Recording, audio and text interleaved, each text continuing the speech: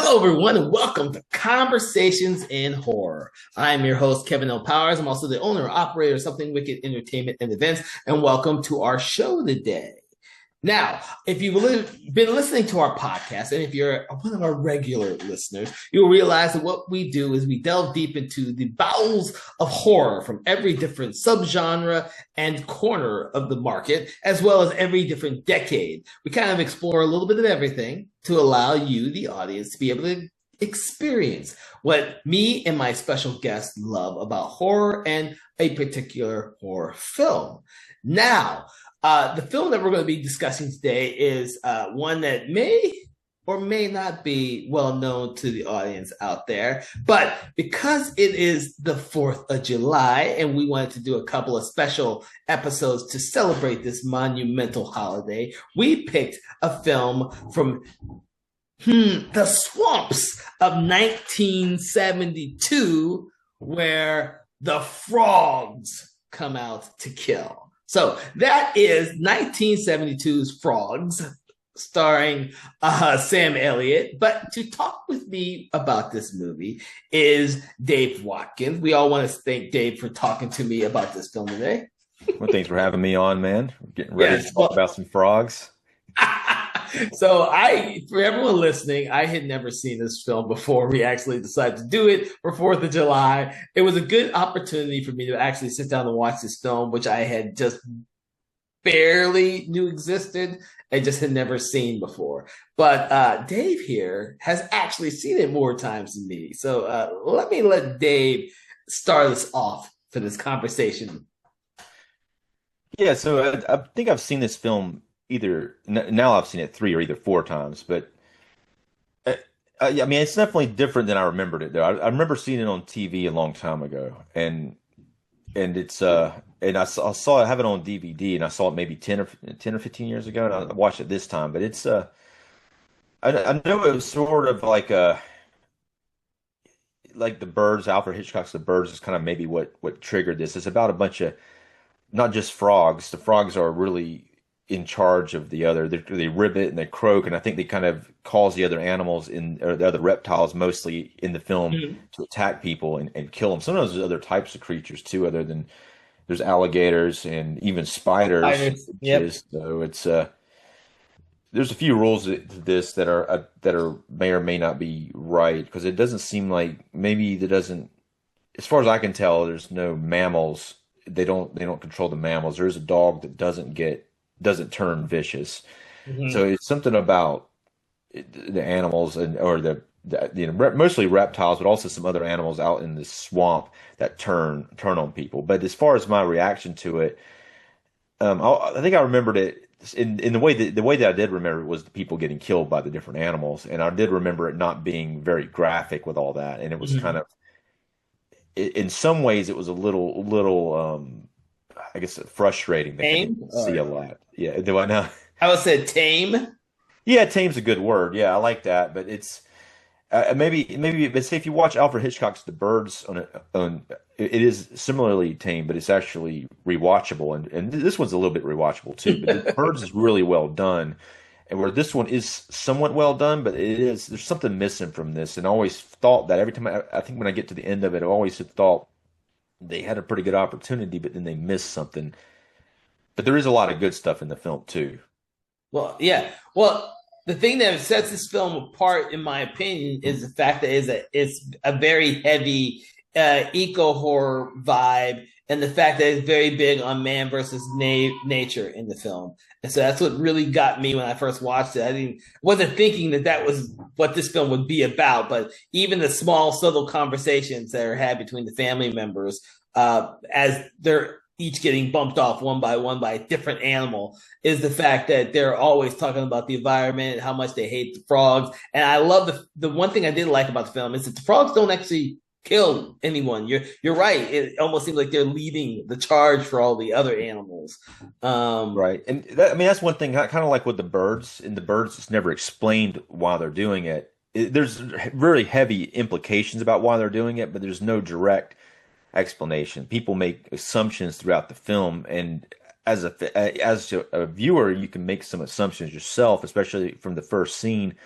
Sam Elliott's character's who's like the only one who's not part of this family. He's a photographer. He's checking out this island. He's looking down and checking out different parts around the island. He sees trash all in the water, and he sees like sewage or other possible chemicals leaking into the water. So he's kind of a he's kind of the character that is on the side of the ecologist in a way until he's not at some point when he kind of then the family accidentally have a fucking motorboat and they run over him in the canoe. And then the one guy's like drinking heavily, and then his sister, and then they bring him back, and he kind of gets involved with the family, even though he does kind of, in a way, keep his distance. Yeah, and I realized that when with all the money that Crockett, the patriarch of the film, Right. played by Ray Milan. Yeah. And are you familiar with Ray Milan? I'm familiar with his name, and I know he's done a lot of films, but it's kind of like that weird thing where he's in other stuff, but I can't pull up anything that he's actually in by Right. memory. But he did some other B movies later on, but he's a really good actor. He actually won the Academy Award for this movie called The Lost Weekend. Oh yeah, And yeah, it's about and he plays like a alcoholic in the film. It was like an earlier film that's like anti drinking film where he's actually a little. I guess it could be in a similar way to an alcoholic. He tries to hide. He's actually hiding the beer, like the liquor bottles outside of the window with a string, so his girlfriend don't know about it. And he pulls it back in. But he's really good in the film, and he won an Oscar for it. oh nice, okay. Well, he's the patriarch, and it's the holiday that's going on in the film. Obviously, is Fourth of July, but it's also his birthday, among other things. Yeah, there's several other family members who have like a close birthday, so they're celebrating several family. And so he's got his whole family. He's got this huge southern mansion out there. That's a great location, by the Oh way. yeah. It's awesome. And so yeah, so for everyone who may or may not have seen this film, because like I said, I hadn't seen the film before this. Sam Elliott gets his canoe as he is doing his photojournalism on the ecological pollution of the area where he's in. The boat his canoe gets ran over by a speedboat, and then they take him back to this rich estate. And the sister, what's her name? Karen, played by Joan Van Ark. She takes a liking to him, so she kind of invites him to stay. And of course, the patriarch Crockett decides to use him in certain areas that will benefit him. He also seems to be very interested in him as well. I think that he has a completely different philosophy Mhm. about like I guess wildlife. He has like a trophy room with a bunch of animals he shot and killed, but he's a kind of like he seems to be fairly interested in him and really wants to know his opinion on some things. So he just kind of I think he's kind of entertained by him in a certain degree. Oh He no, also, I agree. I think he's not entertained by his own family members. He's more entertained by his conversations with Smith. Smith is his character. I yeah, forget. Pickett Smith is Pickett Smith. Pickett's a weird first name, man. It's like two last names together. First time he says it, I thought it was, oh, he's telling them a fake name. He's not telling Yeah. them his real name. But it's a little off-putting. But Like the names here are kind of odd if you think about it. Pickett, like someone's picketing, like he's kind of against the pollution, and Mhm. then the last names of the families Crockett, I guess like Davy Crockett maybe, because they're in this Florida swamps with a bunch of animals. I don't know. Well, the thing is that, and these people, the Crockett family, tend to be very rich, and they're very personal to their parties. And essentially, you have the first day of these lunch party, where everything happens, all these conversations between all the different family members are, and of course the next day, as they prepped, is the actual Fourth of July / birthday party Yeah. celebration the whole day.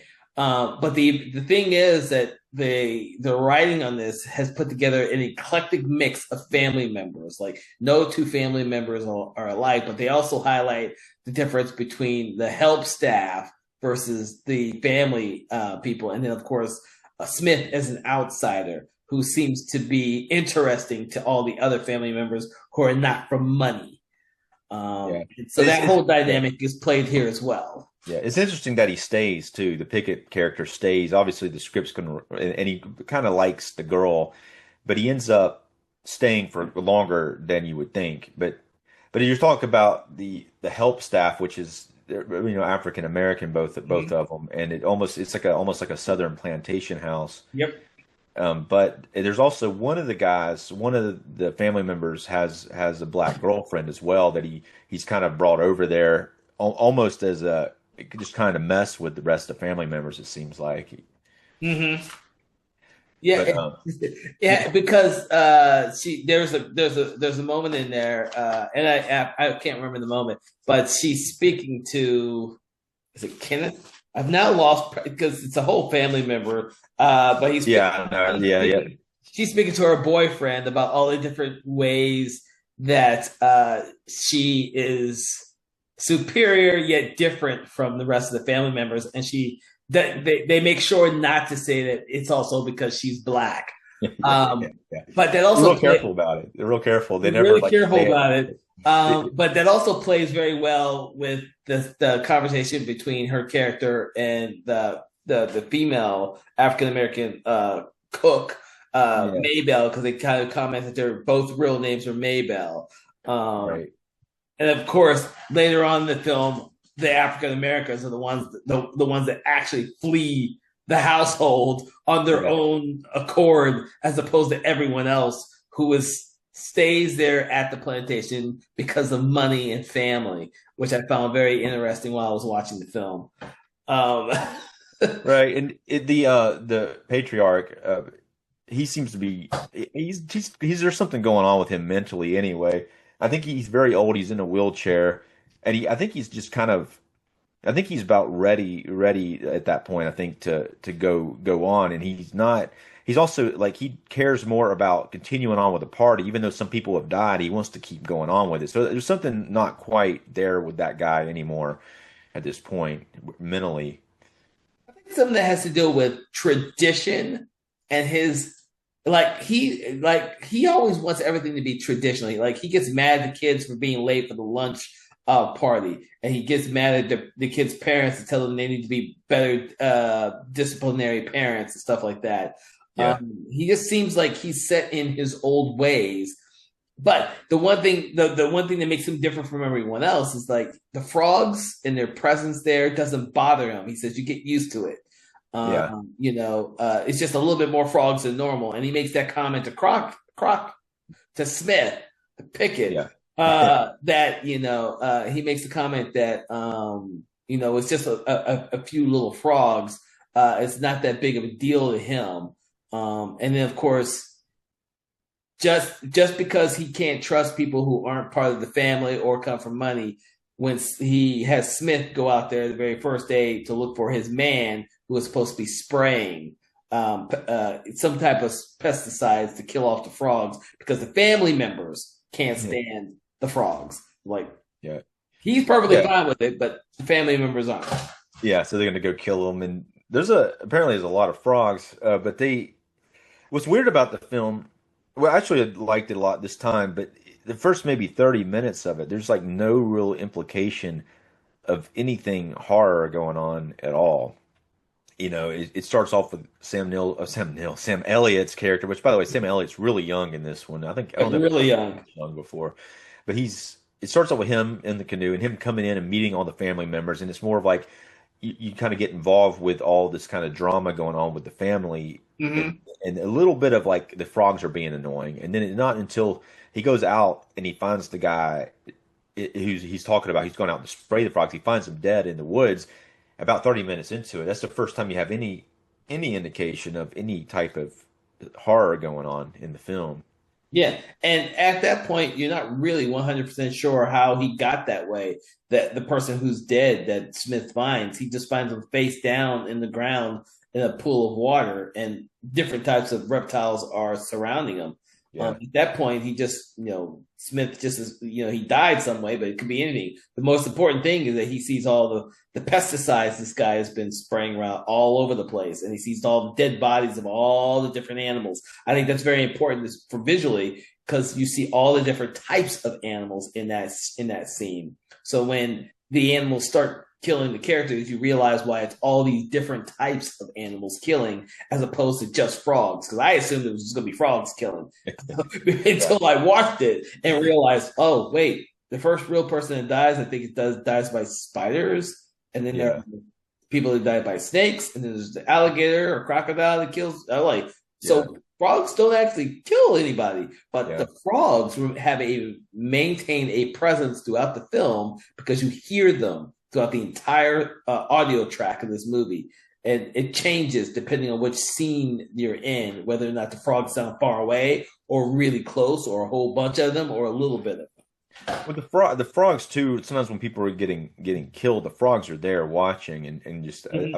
I feel like that it's called frogs, and the frogs are. I think the frogs are the ones doing this, and there's implications that this isn't like just happening here. This could be like a Yeah. widespread thing of these animals getting fed up. Now, it doesn't have and something I didn't remember from before. For some reason, I thought that they had an explanation for this. It doesn't have a definite explanations. For some reason, I thought that it was something like the family was ultimately they're the ones that did it. They had some kind of experiment or something, but that's not what happens. It's somehow they're doing this, but it's not explained, which makes it probably more interesting, and the possibility that it being like a widespread thing of these animals. Say it's an eco horror film. They're that widespread like them. It's just basically they're getting fed up with Mm-hmm. humans tearing up shit, and they're like, okay, we got to take these guys out, sort of thing. Yeah. Well, after we see the scene with the guy who's died face down in the pool of water with all these different reptiles around him, and of course, not far from the body, you see all the dead reptiles that have been killed by pesticides. After that, you don't see any other instance where that comes into play at all, and there's not really any type of notion or explanation for anything other than the fact that Smith keeps bringing up to Patriarch Crockett that you start pumping that every way this area in with pesticides is going to kill everything. It won't just kill frogs; it'll kill everything. But that's under the assumption that none of this has actually started yet. Yeah, But obviously, Crockett has started it, but we don't know how widespread it is. Um, but the whole thing about nature coming back and killing, and we don't know how widespread that is. I really was not expecting it to end the way it did, with the fact that once the survivors get off the state island and back to yeah, the mainland, that the mainland is just as empty and barren as the island they left. yeah. Uh, That's why I think this is a kind of a post apocalyptic film, and I mhm. think that it is leading in that direction, sort of like a some like those John Carpenter films, like The Thing and In the Mouth of Madness and Prince of Darkness, where it's like a prelude to an apocalypse that's going to be Yeah. caused by these animals. Or not, they're more like they are. Like I say, the mammals are not part of this. It seems like anything but mammals. Yeah, yeah. I think for the most part, everything's a reptile except for the Spiders. spiders There's and birds too, and there's also leeches. leeches. Yeah, there are leeches. Birds? The birds kill anybody? I thought they Yeah, were there's like some raven. seagulls at one point. Oh, It's really badly done. They actually use stock footage for the seagull scene, but there are some birds. Originally, there was it's too bad they took this out. Apparently, it was way too cheesy. But there's a one of the older lady who's out in the woods got killed by a giant butterfly, and she ended up in quicksand. But I wonder they if that was originally the way that Iris was supposed to die. yeah. This that Okay. yeah. That's it. Apparently they got a big laugh out of it when they did a test screening, so they had to take that out. So they reshot her death scene. Oh, Jesus. I would have thought that the death scene with the giant turtle would have been the funniest one. I was like, really, guys? Yeah, Really? This turtle's going really freaking slow. yeah. But even like, yeah, I mean, these scenes are hard to shoot though, and I guess like I do commend them for like, using these animals in these scenes, like especially the alligator scene. But it's really hard to shoot an alligator scene when you have a real alligator and your alligator's supposed to be killing somebody, and it doesn't look that convincing. But at least like it looks like a real alligator, but it doesn't. I'm not good, it doesn't look like he died in the scene. But it's those are hard scenes to shoot, dangerous scenes to shoot too. Well, I would think probably most of these scenes would be very weird for the animals to actually kill people. You have the scene with the spiders where it literally takes forever for the spiders to kill this guy. Yeah, yeah. It's hokey. Well, I don't know if it was hokey in '72 when the movie originally came out. I only know now it seems hokey, just like the scene with the snake in the water when the kills. I think that's Nathan or Kenneth. See, I've got them all confused in my head now.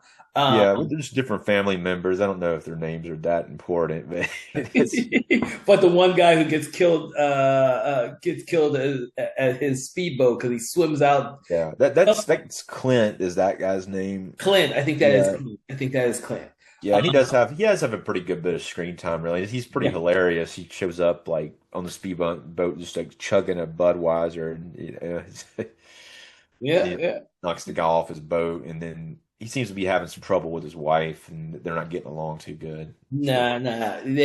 Like I said, the concept with each of the family members, they did a really good job in differentiating each of the family members in a very interesting way. I think the person who probably doesn't get enough screen time is the patriarch, his wife. I can't. I think that's Iris. I think the oh yeah, I yeah, think the yeah, only thing that she gets is she goes out looking for butterflies and she dies. yeah. It's a weird thing too, even like the introduction to her character. Most of the time in a film, when you introduce a character, you have a little bit of at least you punch in for a close up or something. But he walks into the room she's in, and it kind of keeps the shot wide. He talks to her, and then on the other side of the room is the other another couple of family members. So you introduce several of them in one scene, and that she doesn't even get a close up in the first scene that she's in, which is kind of an odd thing. Yeah. Well, that's what I noticed too. I think she was probably the least character that's given anything to do other than die when she's going out searching for butterflies. Yeah, Uh, yeah. The giant butterfly. I mean, it's too bad. That would have been hilarious. oh Jesus, Imagine having, I think that would have just taken it a little bit out. yeah, Despite the fact yeah. that it seemed really hard for any of these animals to kill anything other than the crocodile. Uh, Really, like, yeah, if it, I think one thing I think about this film that's really awesome is the locations. yes, In the locations and like saying like the family member, but like just the location, even the house and the woods and the swamp, and apparently it was a very miserable shoot for most people, but it was huh. sticky and humid, but not Uh, for especially like apparently Ray Milan was not happy. He's wearing a toupee in it, and it was so hot it kept sweating off of his head during some of the scenes. But, but apparently some people had a good time with it. Like Joan Van Ark has an interview, it's a Scream Factory produced interview on the Kino Lorber disc of all things. But like she has an interview talking about her experience on it. She actually had a good time with it. Like some people younger will have a good time. Older people might not like it being too freaking humid and sticky and hot. But he didn't even Ray Milan didn't even have to go out in the woods and shoot anything too crazy. But him sitting outside, I guess, in that lawn all day, on that around the birthday cake and all that, was yeah. probably the part he didn't like the most. Oh my But God. yeah, I mean, but at the same time, when you have these animals killing people, and I think one thing is, I mean, it would have been nice if they had some kind of budget for that, where they could have had some, like for the alligator having like an animatronic alligator for some of the shots. I Hmm. mean, the real alligator's cool, but it's also like it makes me think, holy shit, this is a dangerous shoot. And and like when you're watching it and you see some snakes, like some black snakes or some other snakes that aren't poisonous, and you're like, okay, it's not a poisonous snake. What's it going to do? And then some of the snakes are like a rattlesnake. It was showed that it really is a poisonous snake, and they have some poisonous spiders. and they had some real legitimately poisonous animals here on the set. That's also something that would not be fun to be around. I wouldn't care for it much. I wouldn't mind the ones that aren't poisonous, but like I wouldn't want to be around some poisonous shit. The poison's been sucked out. Yeah, They've been I milked. don't think so, man. Apparently, like when they were shooting it, they had they're all staying. The crew was staying in this hotel, and the hotel would not let them keep the poisonous animals there. They're like, okay, no, you can't keep that shit here. Oh Jesus. But yeah, I mean, but it's at the same time when you're watching it and you see something that's not poisonous, and or you're thinking in your head, okay, what's the big deal about that? Even if it's like, it's a snake that's not poisonous. What's it going to do? Bite somebody and nothing after that? It's like, but then you do see the poisonous ones, and they do bite someone and then kill them immediately. Yeah. Um, the water moccasins are very very dangerous snake, and the one guy gets killed that way. He's trying to swim back to his boat and gets bitten by a water moccasin. Like that type of animal is and those that scene sells really good. Some of the scenes sell really good when it happens, just because of the it doesn't show a lot, but just you're trying to swim and you get bit by a water moccasin and you're trying to get back, but you can't get back because you're dying in the water and you drown. That's pretty horrific, really. Now of all the deaths in this film, and there are surprisingly a lot of deaths in this film. Yeah. Is there one that brings to mind that doesn't really sell well with you? Well, the alligator one to me is the worst one, but Oh, the one I think is the most standout one is the greenhouse sequence. I like the greenhouse sequence. Yeah, yeah, but that Yeah. was not a bad one, but it's kind of hilarious in a way, and this also adds to the theme of it that they got for some reason they got poison in the greenhouse, Hmm. and then the lizards come in. You're like, what's this lizard going to do? It's a big lizard, and it's just a lizard. And then it comes in and it knocking over the poison. And just the fact that the poison's there is a very interesting question. It definitely raises some questions about it, and it kind of it's like why is it in there? I think maybe it's there to kill something, kill some other, maybe kill like the animals that they were out killing in the woods. Like maybe That's that's the the point. point of it. I was Yeah, wondering that myself, and I didn't think about that. Uh, yeah, but also in 1972, I don't know what people were using to kill weeds and everything else that was yeah. invasive of Uh, their whole plantation life. Yeah, it's even labeled poison, which is hilarious. It's like, yeah, it's like it says poison written on it, like don't drink it or whatever. It doesn't say don't drink it, but it says poison on it.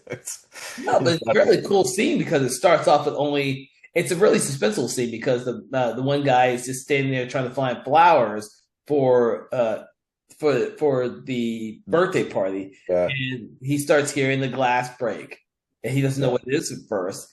And slowly, the chemical reaction between all the stuff in the jar starts uh, asphyxiating him, and then the lizards are still kicking over more glasses, and soon it becomes a fog in that whole greenhouse, and he's trapped inside, and he passes out and dies, yeah, and then.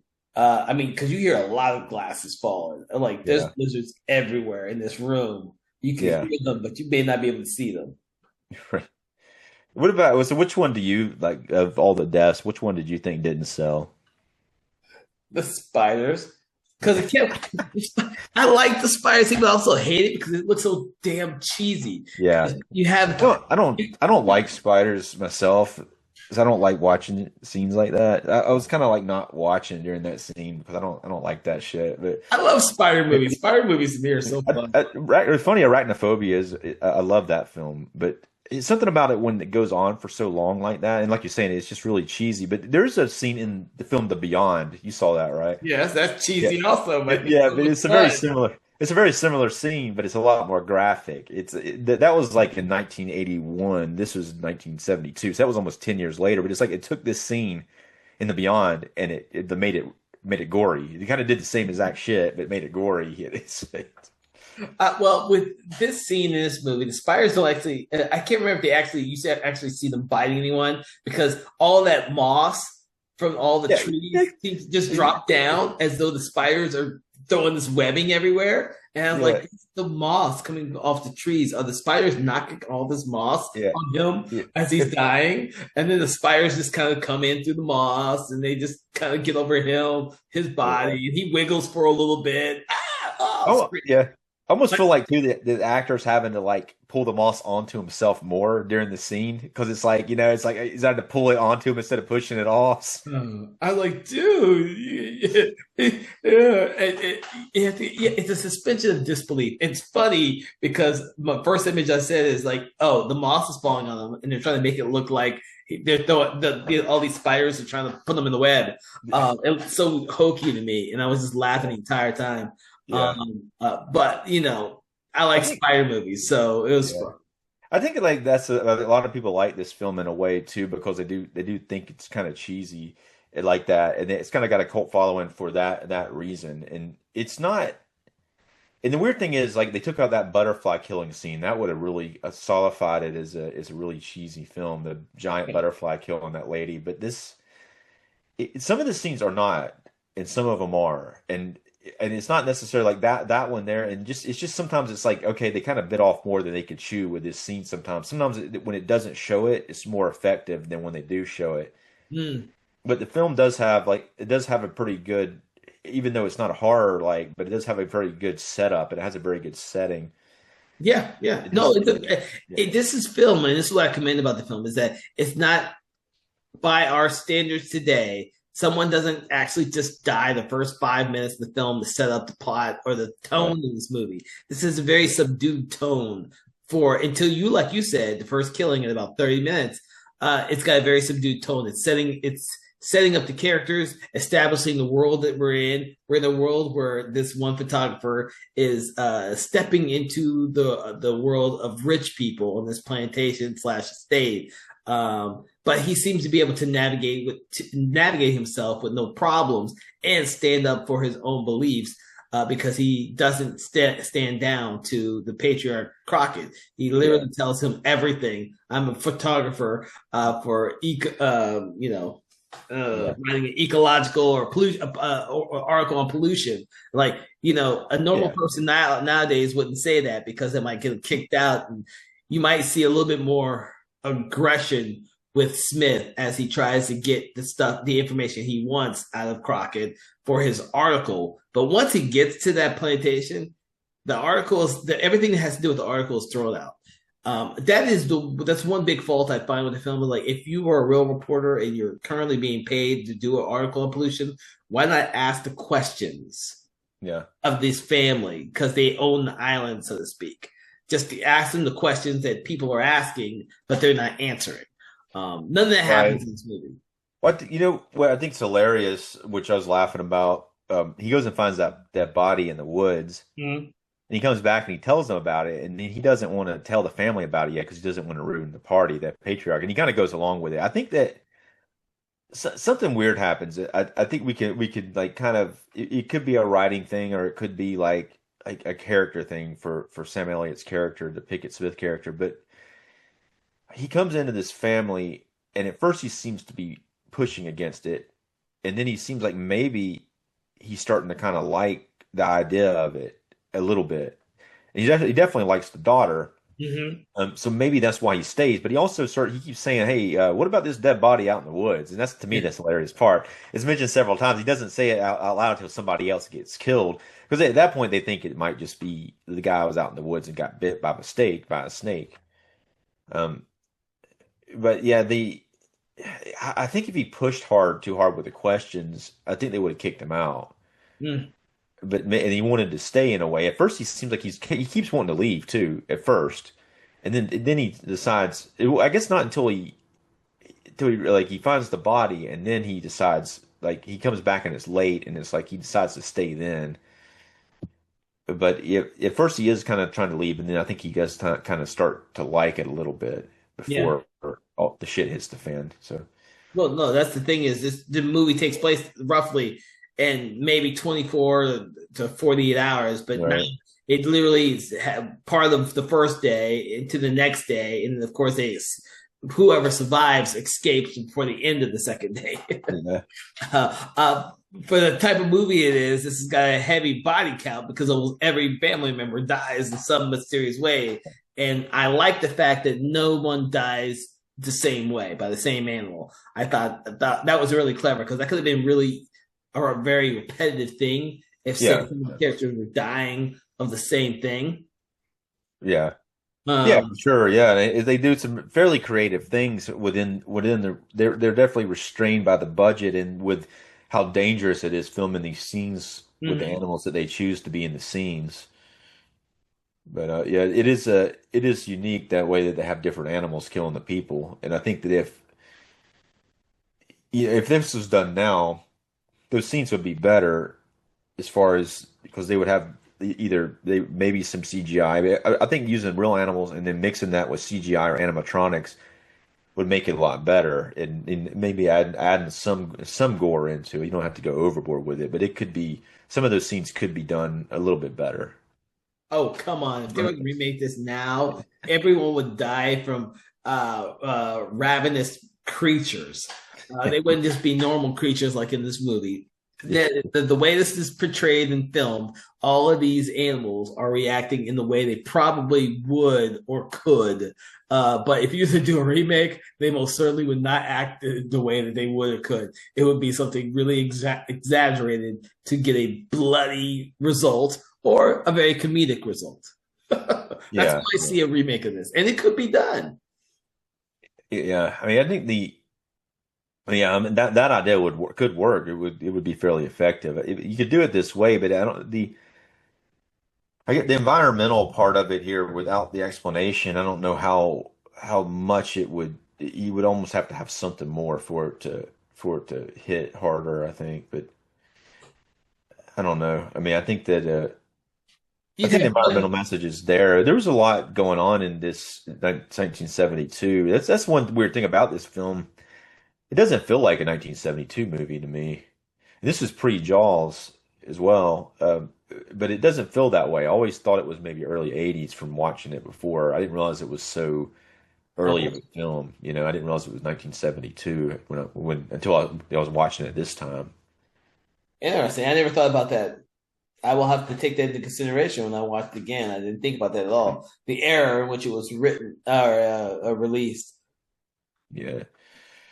Yeah, I mean but I mean I mean that's the weird thing about this type of setting too is it doesn't necessarily they're in a isolated older house on this island, so it doesn't there's some dated technology here that you see, but it could still be in the 80s. There's nothing here that couldn't take place in the 80s. Even though there's dated technology in some areas like say the telephone and the motorboat actually is people still ride motorboats like that. It doesn't look that old really when you're watching it. No, He's drinking Budweiser out of an old Budweiser can. They don't have that Budweiser doesn't look like that anymore. that's the thing. This is different between the eras. It's the Budweiser can. Yeah, yeah. But it is an isolated house though. It's a nice house, and you could see a house like this now. I really like now you would have to have things like cell phones and things of that nature in this location.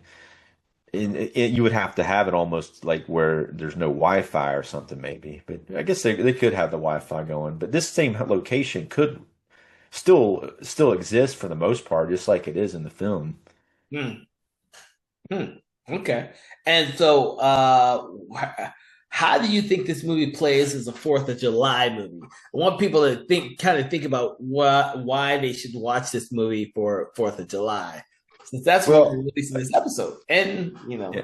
Well, they put some like to do about the Fourth of July in it. They talk about it. It kind of takes it away that it is their birthdays, but they do at one point put a lot of effort into trying to decorate it. They actually have a decoration scene on the day of, and they keep asking for help with decorating because they want you to go help them decorate. And they're putting up Fourth of July flags, and they shoot off some firecrackers at one point. But then I guess maybe briefly it feels kind of like a Fourth of July film. well, especially considering the kids really want to see the fireworks go off, Yeah. who are Yeah, almost absent or an absentee characters in this movie. Uh, the kids yeah, they're all playing for most of the first day. and Yeah. the second day, they show up, and they don't do much other than survive. Right, yeah, and they pop in a few times, but as far as the characters that do survive, what do you think about that? I mean, apparently the kids are shitheads in a way though. Like they probably should have bit it too, really, but I guess they're trying to make it more family friendly by not killing the kids, you know? Yeah, not killing the kids, and one of the interesting shots is very last shot with these characters as they're fleeing the island. As they're fleeing the island, they're on the mainland, and of course, there's no one around to receive them, so they try and hitchhike and find someone to stop and grab them. And the interesting scene is, of course, when they get in the car, it's another mother and her son are in the car and they stop at these strangers, which would happen today. They would stop at these strangers and put But them in yeah, I think what's even more funny is Sam Elliott's character has like a freaking his gun in his gun. hand. It's like it's like a freaking gun, no problem. Just gonna get in the car with you, don't worry about this gun. Yeah, I'm like, oh, okay. I would have definitely not picked them up and just drove them away. Yeah. But of course, the kid in the front seat with his mother who's driving turns around and tells him, "I found this big frog." Yeah. And Yeah. so it's really funny that that they show that shot and then they freeze, and you think this is the end of the movie, but then it cuts back to Ray Milland's character, the patriarch Crockett, in the house, all alone in the mansion because everyone is gone, despite the fact that he's been clamoring the whole time that day that the party will not be stopped no matter what. Doesn't matter who dies or what, the party will not stop. But you've been listening to these frogs all through the whole film, and now they're creeping into his room that he's stuck in because he's in a wheelchair. He's stuck in this room, and he can hear all the frogs coming.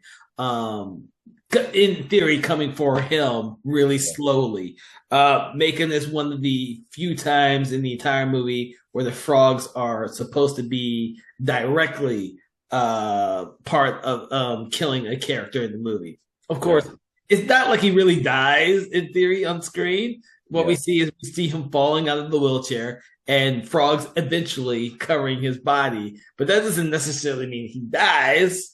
That just means he gets a whole bunch of, warts all over him and stuff. Yeah. I think it's intended to imply that he dies. Yeah, I know, but it's so much fun Yeah. to say. It's Yeah. so funny. And yeah, I agree. I mean, I thought it was like, yeah, the frogs, what are they gonna do? I mean, it could be like, like Creep Show, like in a Creep Show, the cockroaches like kill the guy and then go down his throat. Just I guess just an overwhelming amount of them, and the fact that he can't walk and get away from them. If there's just an overwhelming amount, they might be able to overcome him and go down his throat and choke him like in Creep Show. But it's some frogs are poisonous. These don't seem to be poisonous frogs. So apparently the actor wasn't even there for most of that scene. They had like a stand-in do most of that scene from what I was reading about it. Oh, Jesus. Yeah, I think he like got tired of the whole shoot and left, and they're like, okay, I guess we're gonna.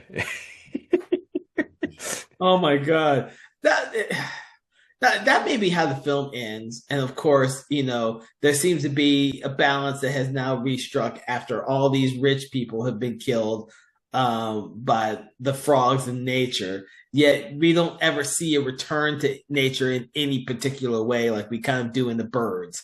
So it kind of leads to that whole, like you were saying earlier, this apocalyptic world after at the end of the credits or at the end of the movie, where the animals have taken over, except for mammals. Mammals have probably died because it's really creepy that when the first characters are the three African Americans who show up on the island, and they show up on back to the mainland. Yeah. With their suitcases, ready to leave, but there's no one there to receive them. Yeah, it doesn't show them die, but they do find all their stuff like they are. Yeah. They were killed. It's kind of weird that they would kill them off screen like that, but they probably had some kind of budget issue with the scene. I would have well, for me, If I had done it, I would have done it where they're the only ones that survive. But you don't see their luggage. But it's a very because you kind of wonder what the hell killed them. Right. Um, it Yeah. seems that the most dangerous creatures to kill anyone were all in the freaking water between the water moccasins and the alligators. Yeah. And these characters, as they're on the mainland, they're stepping over all the lizards and everything else with complete disregard. So who the hell knows? Yeah. It's Well, I mean, it's I mean, some of it is fairly clever, but yeah. it could be, it's hard to tell if some of it's intentionally clever or if it's just clever from just overthinking it. Yes. And we do see like Maybelle's, I guess her name's Maybelle too, but we do see Mhm. her wardrobe and her hairpiece on the ground. So I don't know.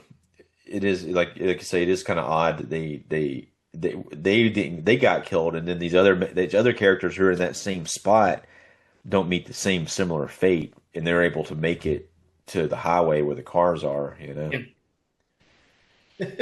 know what it is? The thing is, they're the main characters, Yeah. so that's why they're able to get away. They're able to get away during the apocalypse of animals going crazy. Yeah. Well, I don't think they got away completely. There's a frog in the car at the end, so that frog it was going to get them. Oh my Escape God. the frogs. There's a big bullfrog too. He's like, check It is out a big one. it. The little kid has two hands holding that damn bullfrog. Yeah, yeah, Jesus, dude. I don't even hazard where they got most of those frogs in this film. It's yeah, yeah. astronomically crazy. I don't know if you read anything about that, but jeez. I Yeah, mean, I read a little bit. I didn't read. I think it was one little paragraph about it. But apparently, a lot of the animals got away while they were shooting. So it'd be hard to keep them contained, though. You're really when you're shooting. well, Sam Elliott's character, the Pickett character, makes a comment earlier when he first meets the patriarch, and they're talking about the frogs and the cricket, and he's like, there's so many more out there this year, and he says something to the nature of, well, they'll probably die off in a year or two, and then you won't have to worry about them, which is probably that's the sort of thing that would typically happen, and when you got an overabundance of animals in one place like that, so he makes that type of comment, which I thought was wow. Yeah, I forgot about that. That's actually interesting. yeah. The one thing I kept thinking about when I was watching the ending with the patriarch Crockett and surrounded by frogs was the scene in Willard where Willard is surrounded by all the rats. Right, right, yeah. That's all I could think of is that scene where he's surrounded by all the rats, and of course, he's surrounded by all the frogs. I'm like, oh Jesus. Yeah, Willard, like I never have seen the original Willard. Willard, I don't think I've seen the one with Crispin Glover in it though. Oh yeah, I forgot there was a remake. Yeah, I've That had, was a good remake too. yeah, I thought it's pretty strong. It's been a long time since I've seen it though. The original one, it was from 1971, so that was a year before this film. Ah, So okay. they stole it. They stole the frog scene from Willard. I wouldn't be surprised if the whole Yeah. ideals for this movie was taken from other films. Like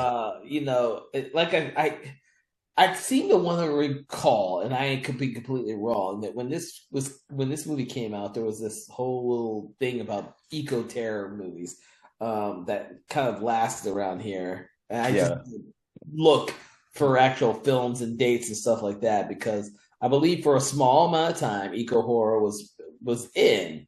And I don't know if this movie was successful or not, or because this. It made some money. It made $1.9 million, and so I don't know how that. I don't see the budget anywhere. It doesn't list it, but that seems like a pretty good bit of money in 1972. Yeah. You know, for a low budget horror film. Ugh. Well, that's the thing. I don't know how many people out there have actually put frogs on their list of must-watch films or watch films at all. Like I was telling you, it was never on my list. I was aware of its existence. It just was never a film that I was going to get around to for any particularly good reason. Yeah, it's like it's weird because for me, I did see it, and I've always considered it like I've always considered it kind of like like the birds like a. I thought most people had seen it. Really, I didn't realize it wasn't one that a lot of people hadn't seen. Yeah, it's just, but there's, yeah, I mean, I think it was definitely an eco horror thing going on during, I think it kind of started with the birds. And there's a movie called Prophecy about a bear. That's the one I was thinking of, the Yeah, Moses prophecy. yeah. I just can't remember what year that came out But in. that is 1979, which was significantly longer period of time before this. I mean, after this, but it wasn't that far away from it. But it wasn't like the next year. A lot of times that they do, like, say, when the slasher thing craze started in 1978, that like a lot of slasher films were made in the next th 3 or 4 years. Yeah. A ridiculous amount of them. It was like a ridiculous Yeah. amount. It's, but I don't know if there was like a lot in that same time period, but there are some there's a movie called The Food of the Gods that's 1976. That Hmm. was a few years after this, so it was kind of trickling down, I guess. Hmm. Okay. Well, do you have any final words to say about Frogs from 1972? Um, I don't nothing comes to mind right off the bat. I think we covered like a lot more than I thought we would on this film, so I think it's Sometimes the lesser known films we do this for a lot, and which is what I like because we don't always hit some of those lesser known films that a lot of people out there may or may not have seen. And even though we don't get nearly as many people listening to these podcasts, I'm hoping that through time, our well, listeners. this one when they see frogs, when you post this shit, you can get a lot of views on this one. They're gonna be like frogs, yeah. I That's love that movie, more, Frogs. That movie was great when I was growing up. Yeah, yeah. that would be great if that happened, but more often than not, when we do these odd films like this, they don't. But that's why it's a good thing to do on 4th of July when we release multiple episodes. So hopefully, all of you out there, when you're listening to this, when you're checking out some of the other films that we are doing, covering for this year's 4th of July special day, um, because the whole idea is that kind of we like to tell people that there are so many other films out there, and some of these films are holiday films. You just don't always know it, or you don't realize it.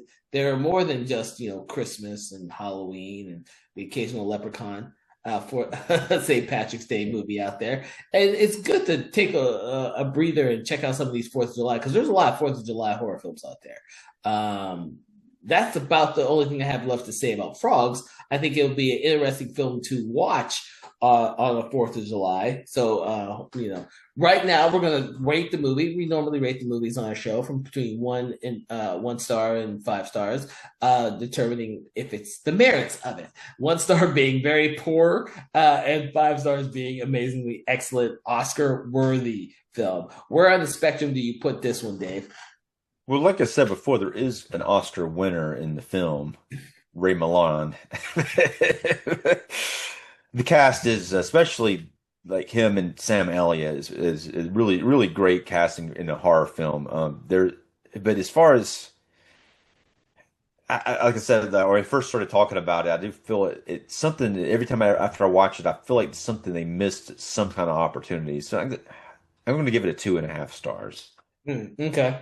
Um, for me, since this is the first time I've seen it, I'm sure that I will have a different assessment from it next time I watch it. Since we've now had a discussion about it, but for right now, I'm giving it a 2 star because it's a film with some meaning, some ideals. I don't necessarily believe that the ideals were 100% executed in a way that would make modern audiences take note of them. But you're right. I do like some of the actors, and it's really fun to watch some of these actors in earlier roles where they look completely different than what they do now. The location's great, and there are some great scenes, but it's and a lot of times when you're saying that, like when you look at it, sometimes it's hard to look at something like this through a modern, like the way a modern script would be. It would be a little tighter, it wouldn't be quite like this, but I see a film like this as like the night, like we mentioned, The Birds. The Birds is an amazing and tight yeah. film, and it does a lot of setup for the characters and the themes of which Alfred Hitchcock put in that film. But this is not Alfred Hitchcock. And this film kind of it's it can't compete. It's not on the same level of Yeah. effectiveness. It's better than The Birds too. I don't know. I kind of like the Birds too. You like The Birds too better than this film? Oh, shit. I don't even remember the Birds too. I just remember the title, Land's End. Yeah, Lands In. They actually put out a Vinegar Syndrome did a release of it not too long ago. Now that Birds 2 is a made for TV film. Yes, it's a made for TV film. And when I went on the Vinegar Syndrome website for their sale, I Yeah. realized that they actually released it. I have Yeah. it on VHS, and I've only watched it once and never again. It's just sitting on my shelf. Yeah. I watched it not too long ago. I bought it from Vinegar Syndrome. They had a sale one time. I got it. It's all right. This is better. Frogs is better than it, but it's still worth watching. It was got Brad Johnson in it. Brad Johnson, when they were Yeah. trying to make him to an A-list star, so Yeah, yeah. unfortunately it didn't work out. He ended up being in a lot of movies that didn't make any money. I actually liked him too. Yeah. It's just sad that what happens in certain people's careers. Uh, Right. but I like to think that eco horror, despite the thing is, it had. I think there was a lot more made in the '70s than there are now. When M. Night Shyamalan tried to do something very similar with The Happening, people were against The Happening.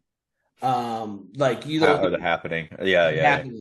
They fucking people hated that People movie. hated that movie. I think Yeah, that movie needs a reassessment yeah, because people he was trying to recreate the feeling of the birds and people with plants, and people just did not want to see that, and they did not connect with yeah. it. The weird thing about it for me is like I didn't hate it, so I feel like I watched it wrong. Because I'm like, okay, I was like, I don't know. Some people just really hated it. I didn't watch it at the theater, but I was just like, I must have missed something because I'm not hating this thing. Oh, no, you know what? I don't mind The Happening. It's not a great movie, but I don't mind it. Like there was a lot of hate for that movie. Yeah, I think eco horror had its heyday in the '70s when people were much more open for those type of movies.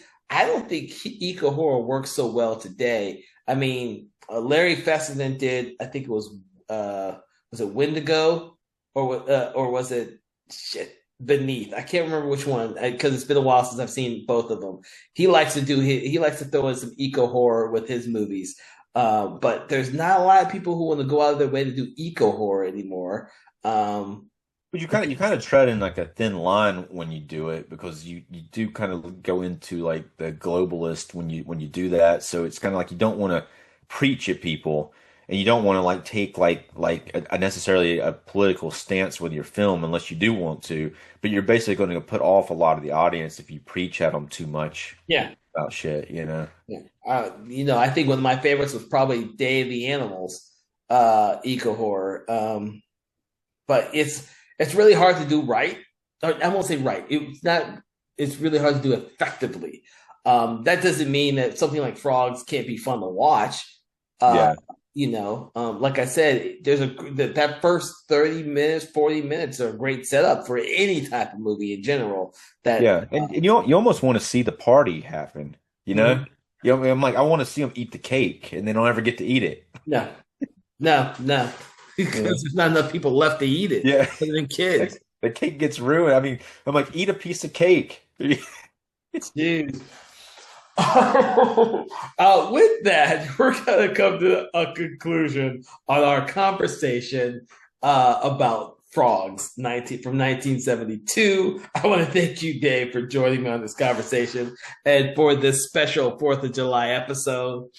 Everyone out there who's listening, make sure you check us out on Spotify, your favorite app, and YouTube. Also, check out our sister podcast, Conversations in Full Color, which is on our Patreon supported website only. Make sure to like, follow, share, and subscribe so you never miss an episode. Wednesday is our regular day for episodes, and not today, whatever day 4th of July falls on, because it falls on something different every year. Mondays, we sometimes release our special episodes, but Wednesday at 8 a.m. is our regular episodes. Make sure to subscribe so you never miss an episode. And from everyone here at Something Wicked Entertainment, we want to wish you a very safe and merry 4th of July. Conversations in Horror is a Broken Lighthouse Pictures production, written, produced, and directed by Kevin L. Powers, executive producer Kelly A. Inoka. All contents and material from this episode of Conversations in Horror is copyright 2025 Broken Lighthouse Pictures.